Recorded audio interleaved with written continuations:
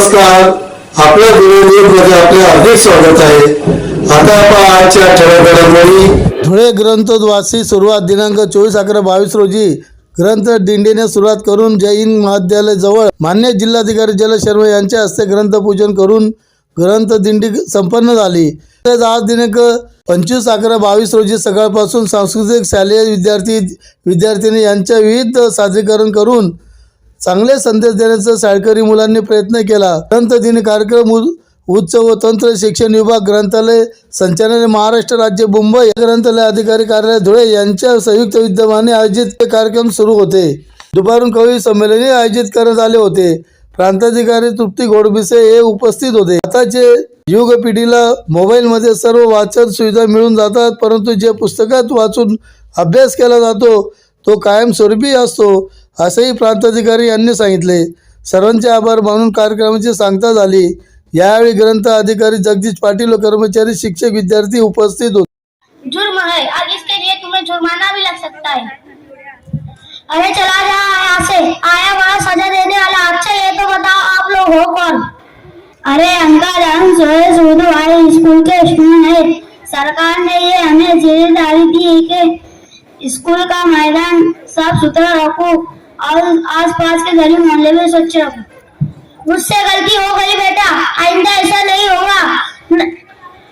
अब ना मैं गंदगी फैलाऊंगा और ना ही किसी को फैलाने दूंगा. आज से हम सब मिलकर देश को स्वच्छ और सुंदर बनाएंगे और इस अच्छे कार्यों में आप सभी को सहकार्य करना होगा, तब जाकर हमारा देश सुंदर देश बनेगा. घर को साफ सुथरा रखना और घर की सब गंदगी को बीच सड़क पर डालना. आपको इनाम मिलना चाहिए. तू है कौन रे? मैं कहीं भी फेंकूं, मेरी मर्जी. तुझे इससे क्या मतलब? मेरा घर है, मेरा आंगन है और मैं भाड़े घरी थोड़ी ना रहती हूँ. नगर पालिका में केवल पट्टी भरती हूँ. साफ सफाई का काम तो नगर पालिका वाले लोगों का है. वो पगार किस बात की लेते हैं? अरे खाला, आप इतना गुस्सा क्यों कर रहे हो? हम आपकी भलाई के लिए ही कह रहे हैं. आपके छोटे छोटे बच्चे इस गंदगी का कारण बनेंगे. अरे आंटी, आपको कब से समझा रहे हैं? आप समझने को तैयार नहीं. आप जानते हो हम सब कौन हैं? होंगे स्कूल के मैडम. तुम लोगों को काम ही क्या है? हम स्वच्छता मॉनिटर है. हमारा काम लोगों को समझाना. रोजाना महानगर पालिका की तरफ से घंटा गाड़ी आती है. आप उसमें गंदगी डालें. घंटे गाड़ी में 2 डिब्बे होते हैं, एक नीला दूसरा हरा. सूखा कचरा नीले डब्बे में डालें और गीला कूड़ा कचरा हरे डब्बे में. इरादा कर लिया हमने स्वच्छ भारत का इरादा. इरादा कर लिया हमने देश से अपने वादा. इरादा कर लिया हमने.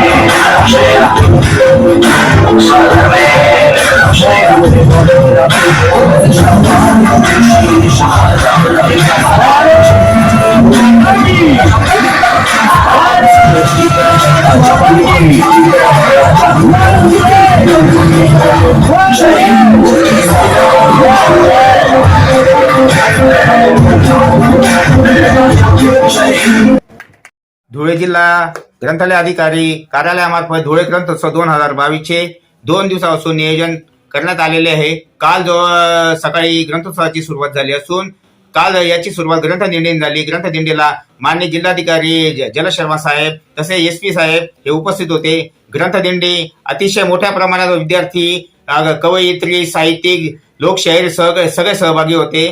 तसेच त्याच्यानंतर परिसंवाद, कथा, चर्चासत्र असे कार्यक्रम पार पडले व आज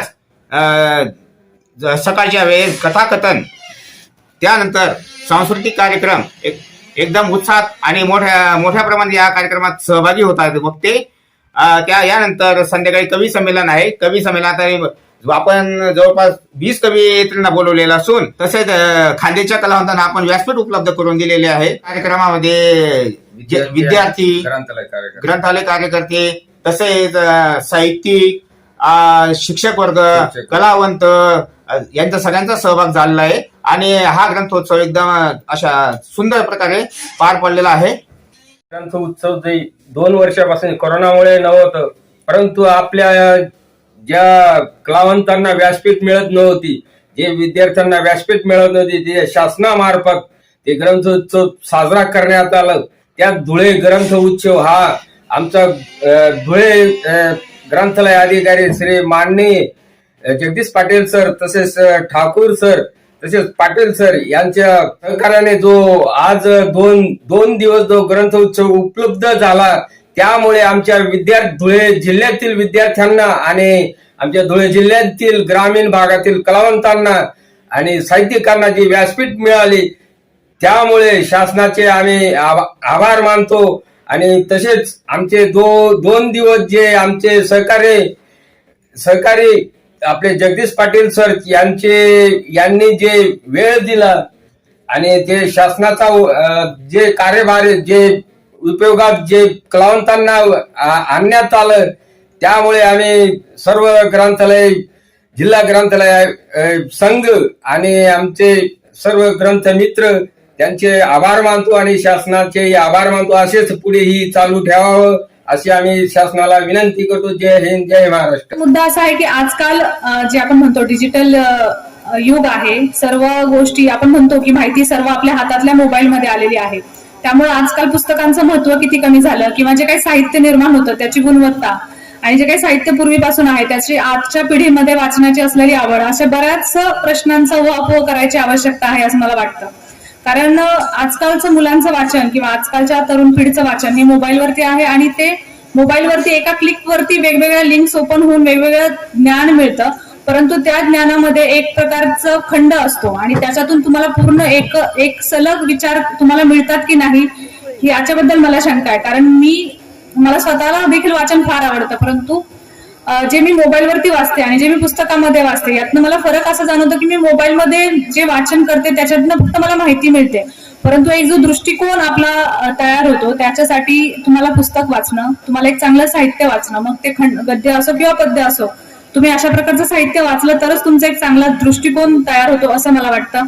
आणि हा एक वैचारिक दृष्टिकोन, एक वैचारिक आपण क्लॅरिटी म्हणतो, ही जर तुमच्या विचारांमध्ये आली तर एक चांगलं व्यक्तिमत्व घडतं असं मला वाटतं. आणि कुठेतरी आज काल जे म्हणतो की वाचनाची परंपरा किंवा वाचनाचं जे प्रमाण आहे ते कमी होत चाललेलं आहे, तर मला असं वाटतं की हे खरंच समाजासाठी एक महत्वाची गोष्ट आहे की ह्या गोष्टीवरती विचार झाला पाहिजे. शाळा कॉलेजेसमधनं पुन्हा एकदा वाचनाचे तास किंवा लायब्ररीची कॅपॅसिटीज वाढवणे किंवा स्पेशली तशा पद्धतीची आवड मुलांमध्ये निर्माण करणे, जेणेकरून फक्त ते वाचन म्हणजे त्या मुलासाठी सवय होण्याचा विषय नाही किंवा त्याला पुढचा भविष्यासाठी उपयोग नाही, पण त्याचा एक व्यक्तिमत्व घडण्यासाठी आणि एक सामाजिक व्यक्तिमत्व घडण्यासाठी त्याचा उपयोग होईल असं मला वाटतं.